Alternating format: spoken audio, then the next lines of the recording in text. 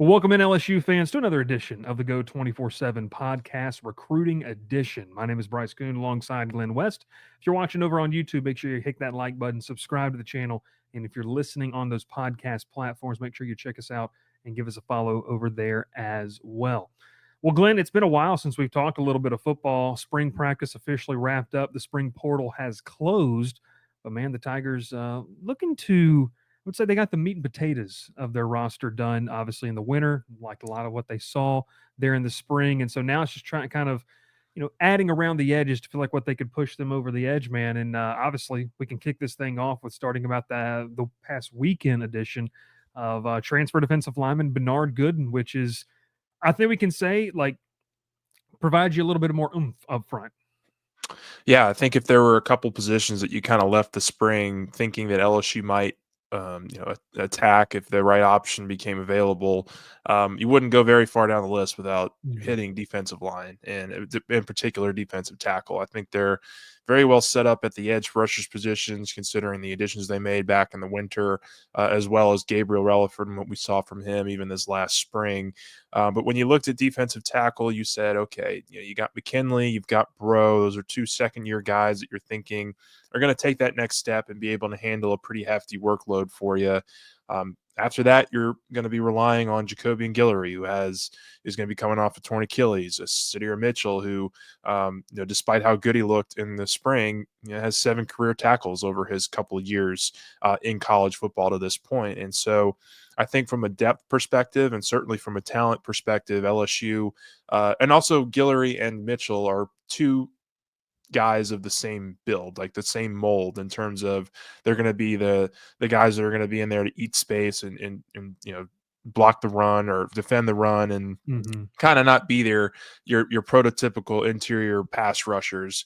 Gooden is a different animal. Like he's 6'2", 6'3", but 280 pounds and very athletic on the inside. Guy that's going to be able to give LSU that like I'll use your word, that oomph in the middle there to get after the quarterback from the middle of the defense, and that's something that I think Blake Baker and Kyle Williams really wanted. I mean, if you go back and you listen to what Blake Baker said in his press conference this spring, he talked about how his vision for what the defensive line room would look like and how Kyle Williams' vision in terms of what he thought it could look like. They were very similar, and for Baker and I think for Williams, they want to be able to have a guy in the middle there that can go get after the quarterback, that can pressure from the interior and make some plays in that spot. And so I think you look around the room that they currently have, and you certainly could see a scenario there where Gooden can come in and not just contribute, but be a very heavy factor in what they're trying to do with their defense in the fall. So I think it's in terms of a slam dunk home run kind of addition, I think it was great that you were able to get this type of player at this stage in the spring. Because, I mean, look, we go back to just last year and where things were with that recruitment of a couple different defensive tackles that LSU was in on and just couldn't get over the finish line for a lot of reasons, mainly the NIL reason. But you're able to come back this year and see that it's still a position that you want to attack, and you find the player and you go out there and you get him on board before he has a chance to go take a whole bunch of visits elsewhere. They're able to get him on campus and get it done.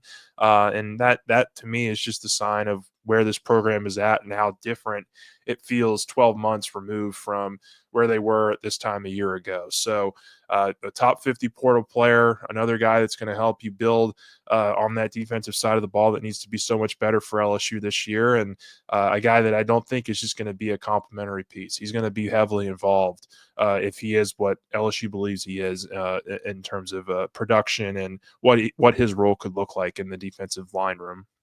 Yeah, and I know a lot of people wanted to point out PFF or some, statistics against the bigger schools that he played, especially during his time at USF. They played Alabama. One thing I would caution was talking with someone about earlier this week was when you are a guy that is disruptive as he is, and was very good in American Conference play for them last year, but you're often the scouting report, right? Like that, you are the guy that they are trying to neutralize, and so they're going to do things specifically game plan for you.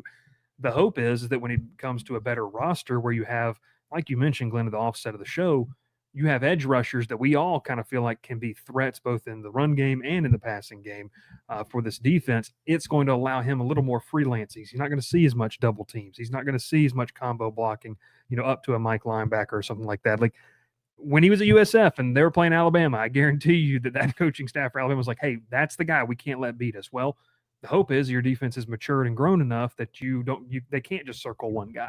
And that's obviously, I like the addition of Gooden. The 280 to 285 range is where they had him. I know Sonny, put something on the board, and we had some of our national analysts talk about it a little bit, that he's really a guy that is probably more disruptive than just the stats say. And Glenn, we talked about this. There was, and I remember Gio Paez mentioned this last year. You with the defensive line under Bo Davis, and this isn't a knock against what they did. There was a lot of we want to stall what they're doing, and it feels like with Kyle Williams, knowing how he played and how his style play had to translate to the next level, you got to be disruptive. If you're going to be maybe undersized, you got to finesse a little bit. You have to be able to fight off of blocks and stuff like that. And so if Gooden fits that bill, I just think it strengthens a spot where you feel good about it. And then overall, Glenn, I mean, this has a lot of the makings to me of at the floor of this edition, it's going to be what JVR Suggs provided for you at times last year and what Gio Paez did, which is a guy who's taken a lot of snaps and allows some of those young guys to not have to be thrown immediately into action. Yeah, no, I think that's a good way to look at it. I honestly think what he could also do is help a young player like Ahmad Bro out. I mean, Bro is a Yeah. guy who is very similarly built in terms of that 280, 285 range of a defensive tackle. And so he's going to have to be a finesse player if he wants to stick at that position. And, Gooden's a guy who's now has 3-4 years of experience and can maybe pass along some things to a guy like Ahmad Bro with them playing together for a year. So I just think it's a really good addition overall for your defense, and one to me that I don't know that you could have pulled off a year ago. I mean, like I Yeah. think there were some things there that kind of kept LSU from being at the forefront of a lot of those recruitments, and now they don't have that issue, and it shouldn't be that issue going forward. So that's a really good sign to take away here, is that if LSU wants a player, they have what it takes to go get them, and they can make that pitch and really help bolster their roster. So yeah, it's certainly another move towards what they want to be this year, which is a playoff caliber team. And we'll see if Gooden can't be one of those final pieces there to help kind of make it all work. It's gonna be interesting. Defensive line, front seven feels like it's pretty set. Obviously, the linebacker, they didn't make any additions there. They're kind of rolling with the guys they have, and kind of takes us to. I mean, this is as current event as you can get. Glenn, I don't know if you did current event projects or had to do those in school. We had to. We had to write about something current event. So, the safety position has been one where a lot of fans on our message board and on social media have clamored for an addition to that room, and I think we should spend some time on this. Maybe our thoughts on the position as a whole, because obviously, as we're talking right now, LSU is firmly in the mix for Houston transfer AJ Halsey. You watch his film, very physical, good open field tackler, which I think when I say those two things together, it's probably why Tiger fans want him so bad. They want to shore up the back end. But talking about that room, you know, Glenn, from all indications, we left spring practice with the feeling of like, if there's a what they deem a home run, person type of there, a guy they really fall in love with, they'll make an addition. If not, I mean, you have Javian Toviano, who finally has settled into a role in the back end to fight for a spot. You have Deshaun Spears, Joel Rogers, progressed in the winter and the spring, and then obviously, you have a guy like Jordan Gilbert. You brought in Tamarcus Cooley, who probably profiles as a nickel, but could he play on, as a safety? You have options that they love, so I know that we're not in the building and our opinions necessarily don't matter for how this roster is going to be built, but just your thoughts on the way how aggressive they have pursued a transfer, and I guess how it shows they are kind of happy because it's really one guy for them right now, and that's kind of it. Yeah, I think if defensive line was one of the first positions that you came to out of spring that LSU was going to attack if the right option became available. Safety was right there, or maybe even a little bit higher on the list in terms of if that right player hopped into the portal, LSU would go after him. And Halsey is the guy that I'll let you talk about a little bit more. I think I'll take the team side of things here in terms of what they already have. And look, I know fans don't want to hear this. I know they probably are ready to move on, but if Jordan Gilbert is healthy, he's going to play this year. Like there's just a whole lot of experience that he has Yeah. having played a couple years now in the SEC. Does that mean that he's your best option or that he doesn't need to improve? Absolutely, he needs to improve, and there needs to be some development there once he recovers and is healthy enough from that shoulder injury. But he's somebody that I think is going to get more playing time than maybe fans are thinking early on in the season. I think Mhm. he'll slide right back into the mix there come fall when they return for practice. But I got to tell you, I was really impressed with Deshaun Spears this past Yeah. spring. I think he's taken another step, and if he's going to be able to contribute a little bit more for you in his second year with the program, you always hear about those guys from year 1 to year 2 and how big of a stepping stone that is in terms of just your comfort level with the program and the defense that you're in. Just being around a college system for 365 days. I think that's something that's really going to help benefit a guy like Deshaun Spears, who has all the athletic tools. He just needed to put it together from a football mindset in the college game. And so I think he's going to absolutely heavily factor into this thing come fall as well. Wouldn't be a bit shocked if he's the one that, when we look up at Clemson, is one of the first guys out there on the defense Mhm. to start that game against Clemson. And then you mentioned Cooley, the other guy that they brought in out of the transfer portal. I really like him. I really like his playmaking ability. It sounds like they have some flexibility there with how they want to use him. He could very well slide into a nickel role when they go nickel defense, and then they drop him back when they go into their base and whatever it is that they want to run. But there's a lot of playmaking ability there. I think the one thing that, or the one knock that I guess you could have on him, is that he's not the tallest guy, but he's very Yeah. athletic. He's very rangy, and somebody that I think is going to be able to help contribute there in that safety room for you. So that's three guys right there. And then you mentioned Toviano. I think I'm very excited to see what Toviano looks like after having a full off season at the same position. This spring, I wouldn't say he flashed a ton of times, but he made a couple plays out there in the times that we were out. Whether it be 1-on-1 or 7v7, whatever it was. So he'll factor in as well. So that's four guys right there. So for me, I think my position has been, if you can go and get a guy like Halsey, great. But if Mhm. not, I don't know that it's going to be a huge deal. Like I think that they have been banking on internal development in that room ever since the end of December, when they were only able to get to Marcus Cooley. And so if you go in with that mindset or that approach, and you come out with a guy like Halsey, then great. But if not, it's one of those deals where you got to really bank on the guys that are already in your Yeah. room to develop and to grow. So you've been all over the Halsey thing though for well over, I mean, close to a week now, just to talk about where things stand with him, and just kind of what they look like here at let's check the time, 4:56 on Thursday, May 1st, because we Yeah. know that this can change very, very quickly. Yeah, it can. It can. And I guess one of the things that maybe, and I can't wait for this to get clipped, but one of the things I guess that might be pretty good for LSU is that things are not moving very quickly right now, because we kind of talked about earlier in the week. It was known that Halsey was going to come in on for a visit on Monday.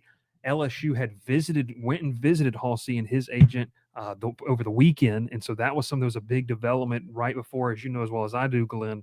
We've seen a lot of this stuff on social media. The coaches are out recruiting high schools right now, so a lot of guys visiting high schools and spread out across the country doing that. They made it a priority to go visit Halsey as a part of that. Now, who was the party involved in that? Blake Baker was obviously a member, and you could say, I guess, believe Jake Olson was there too, because he's been in and around the Texas area over the past couple of days too. So you've had representation from LSU visit AJ Halsey. Now we all know he went to go visit Miami on Monday, got in late Monday. The visit actually started on Tuesday. Glenn, I don't know how familiar you are with the rap game, but I don't care who you cheer for. Getting to hang out with Rick Ross at dinner is not a bad deal. So he went down for dinner there in Miami with Mario Cristobal, and let's just call a spade a spade. He's not here on the podcast today, but I know he would say this because he loves being able to talk about this stuff, I guess, above the table. Now, Miami has the money. Like that's not going to be an issue here. From talking with people, though, LSU's offer is very much in the same ballpark, very much competitive, which tells us, like we were talking about, Glenn, I think that they like their room. I don't think that was a lie when Kelly told us, about what they like. I just think that they view Halsey as a guy who could move the needle from playoff contender to we're a top 12. We think we're a top 12 team, if we have him on our roster. So Halsey goes through the visit with Miami. Um, Everything, with our Miami site, talking with those folks over there a little bit from what they've been able to gather, everything went well. And I think a lot of people kind of thought, okay, if it goes well with Miami, why was he not just commit then and there? Well, he did not, which has given LSU some renewed confidence just about how they could potentially get back into this race. Seemed like it was a three-team race for a while. Ole Miss dropped off. They picked up a safety commit, I think from ULM. I can't remember the exact school, but they got somebody. So this is a two-horse race between Miami and LSU. And so the next step, and I know I was, perusing the board right before we hopped on this podcast. A lot of our, subscribers want to know, would he be willing to commit without a visit? And I'll let you kind of give an answer on that. But I guess my answer is really Halsey's already met with Blake Baker and the LSU, I don't know, what traveling party, however you want to call it, whoever went out there for that visit.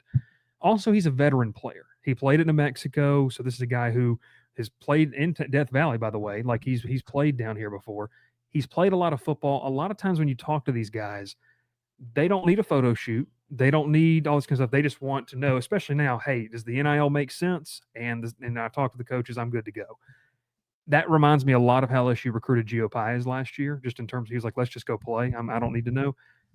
I don't know if a visit is absolutely 110% necessary for the Tigers to get him on board. But as we get more news, it does seem like the longer this draws out, the more opportunity there is to get Halsey on campus, which in turn, I think for Tiger fans and the way it's gone this portal cycle, and not trying to be any type of way about it, if you get them on campus, oftentimes LSU is wrapping those recruitments up pretty well. So just maybe your thoughts. Do you feel like the visit is 110% necessary, especially since it's a veteran guy that would be going to his third program and maybe already knows what he wants? Yeah, I don't think it's 100% required to get on campus these days. I mean, like I think that these guys understand that the facilities at LSU and are going to be right up there with any other ones in the country. And really for let's call this what it is. This is a free agent. Like I mean, like for a free agent to you see it Yeah, all the time in the NFL. It's just okay. What's your best offer? And I'm going to take the best deal for me. And let's yeah, go get this thing rocking and rolling. So.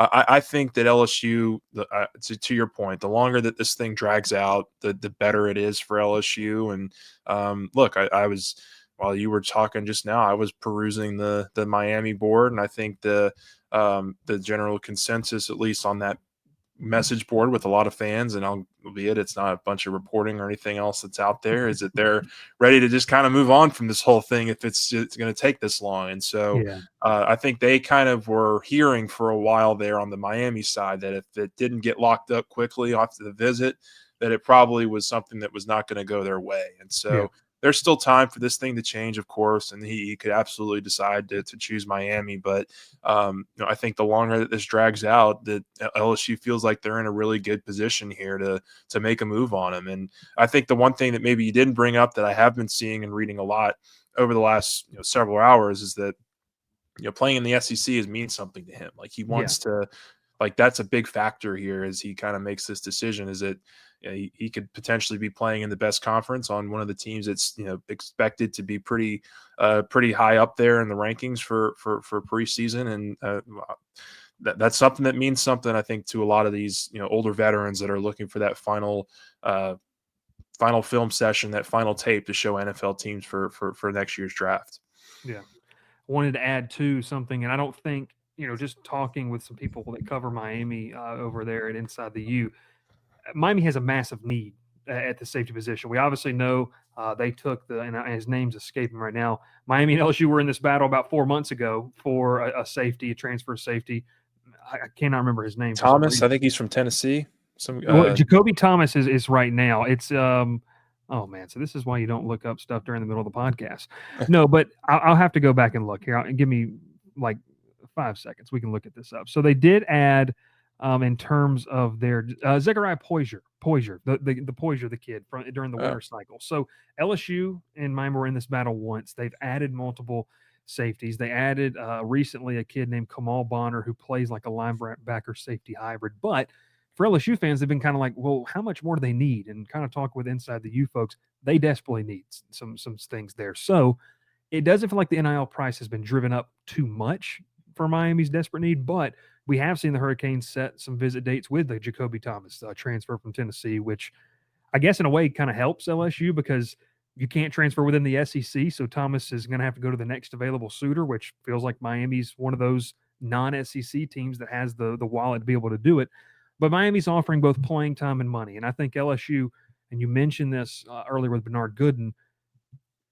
We were sitting here 365 days ago. We were just talking about like the Tigers weren't necessarily a team that when they met you at the table, they could meet you with kind of the full arsenal of their full, I guess, bag of weapons. You would say they've done a good job of that. So we'll see how this transpires. Like I said, by the time we post this thing, we hopefully don't have any breaking news, but we'll obviously see and monitor this situation as it continues. But really, that's kind of all for the spring cycle. And talking with someone, a source today about it, they were joking with it. They said it's kind of nice, like that we did the heavy lifting in December and everything, because that was a lot. But it has been really nice to kind of know how your roster is going to look.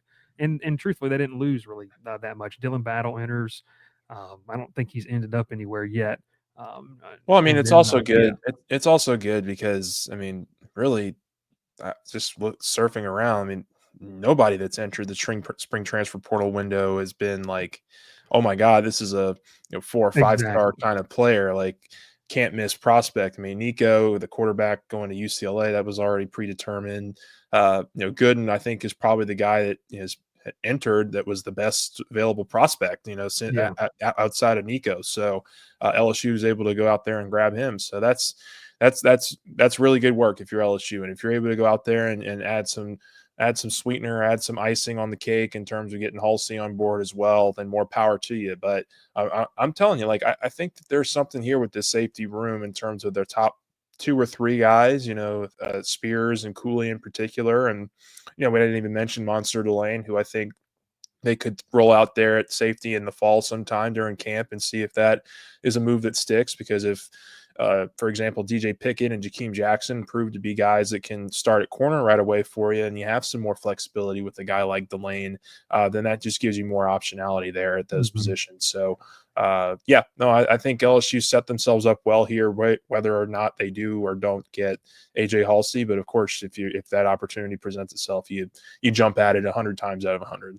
And at the very worst, I mean, I'll say this: you can't coach in fear of the portal when you're trying to build a championship roster. It's a business. It is what it is. I'll add to this: relationships still do matter, but man, if you do, the competition in fall camp is going to make you better for the 2025 season, regardless.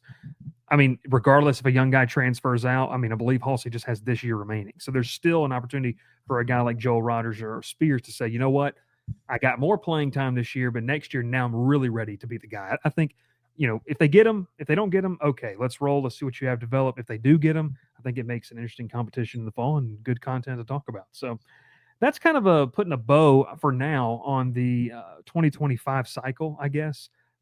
Man, it feels weird to talk about the 2025 cycle all the way here and on May the 1st when we're recording this. But you did a nice piece today, and I won't spoil it for everyone, but go check that out over at Go 24/7 to get your VIP subscription today. But this 2026 cycle, we've already kind of seen Glenn has the potential to be number one in the country if the cards fall where they may fall with this class. I mean, it's a very highly touted class. LSU's in on a lot of names, and we're getting ready for OV season, which I was looking at your article and I kind of forgot that OVs are starting a little bit earlier. Gavin Mueller visiting there on May the 9th, this upcoming weekend. And then you kind of kick off that final weekend in May, rolling all the way to right there before July the 4th. And so I won't spoil, I guess, the whole piece. We can direct people to that article, but maybe who are some guys that you're just kind of interested to kind of hear and see how those visits go and just some prospects that you're kind of keeping an eye on? Yeah, I think Mueller is a good one just because on the fact that he's a tight end, he's a 3-star tight end, but LSU was getting his last visit like May 9th. You don't really think of it as a last visit kind of date for official Yeah. visit season, but he actually has decided, I think, to shut things down on May the 14th. And so he's been to a couple different places so far. LSU will be the last. Alex Atkins will get a crack at him, and very similar frame to a guy like JD LaFleur. I don't want to call them players like that because I think there's probably some differences, but they're Yeah. both in that 255, 260 range, both kind of 6'4", 6'5".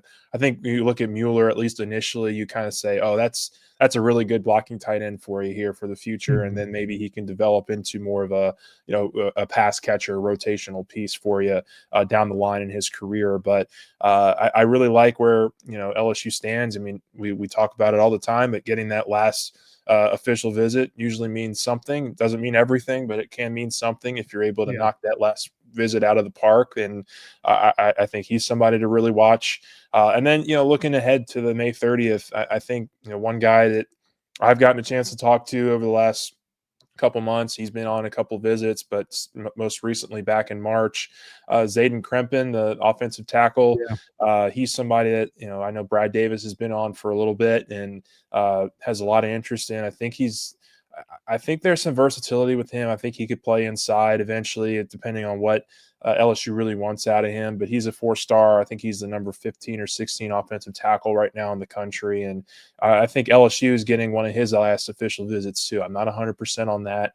I have to go back and check. But he's another guy that I think LSU really, really likes. And, I think, SMU, Texas, and Michigan are actually the other three that are getting visits from him over the course of June. So they'll have to make a really strong push because LSU is going to be the first ones, and I think he's somebody to really watch. And I think honestly the one that also sticks out to me is Jamarian Carlton, the Yeah. defensive lineman. He's the number one defensive lineman in the country. Has some versatility there with his game as well, but I think he probably matches up to be a future defensive end kind of edge player. So Kevin Peoples is going to be the one spearheading that recruitment. Number one defensive lineman though in the country. You don't sniff your nose at guys like that want to come in for an official visit. So he was in, I think, earlier this spring as well. Get him back in the May period, and then kind of go from there. But look, I think for LSU, the biggest thing here is just you look at around the roster and you look at the different areas of need for this 2026 class.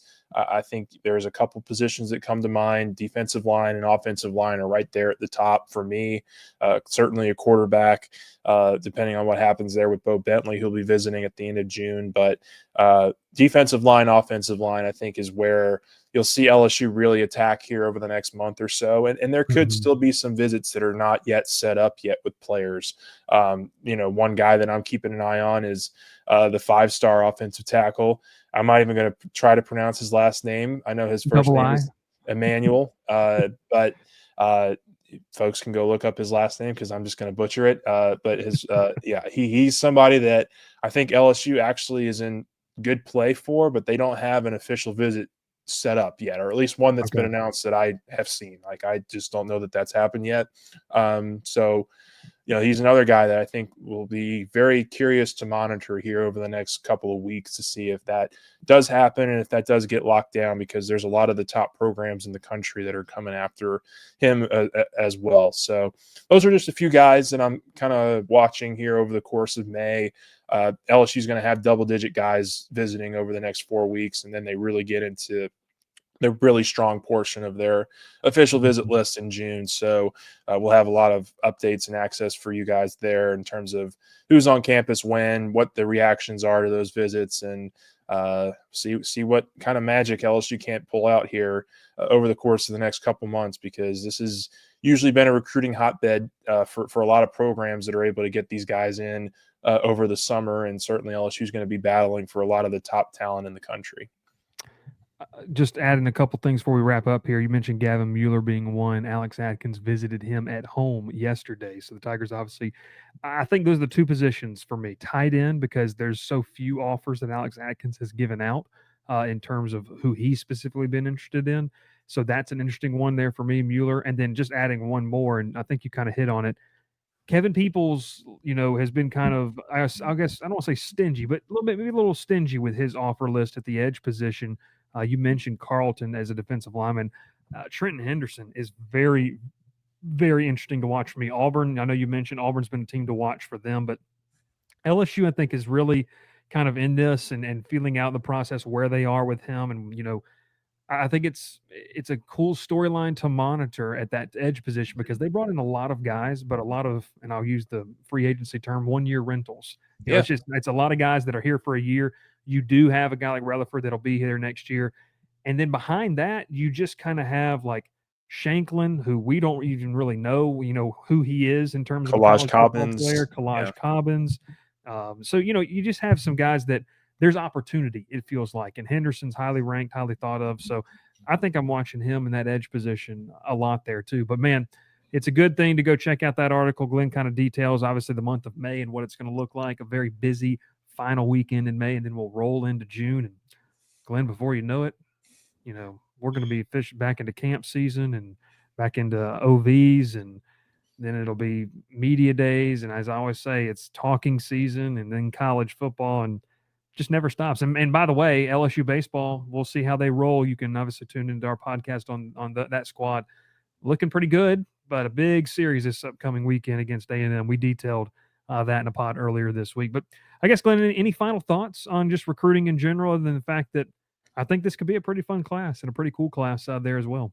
yeah, nothing really. Just stay tuned. I mean, these things change on a dime, and we'll see what happens. Obviously, with Halsey here over the next couple days, but that's one to monitor here and be on the boards with us for. So certainly that, and then yeah, I mean, looking ahead to all these guys are going to be on campus, and LSU kind of is winding down their spring semester right now. I think the players will get a couple weeks to go back home and spend some time with their families before coming back in the months of June and July. And I asked Brian Kelly this after the spring officially ended. This is a time where these guys really have to take accountability for themselves and their own internal development, Yeah. because the coaches are not around as much, and especially the on-field coaches. You're allowed to be around the strength staff, maybe some support staff, but a lot of these player run practices, a lot of these workout sessions and throwing sessions and things of that nature, trying to build that camaraderie and that chemistry is going to be really important for the product that LSU wants to put out there this fall.